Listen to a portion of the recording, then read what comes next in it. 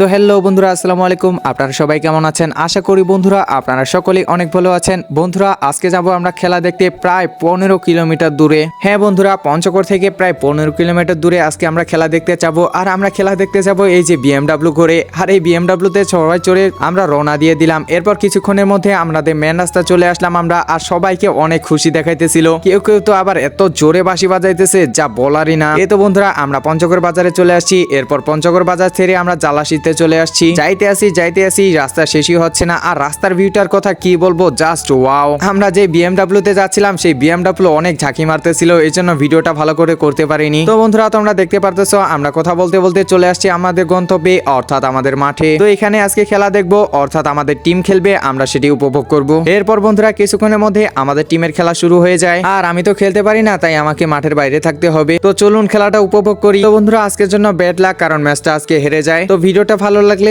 অবশ্যই লাইক করে দিবেন।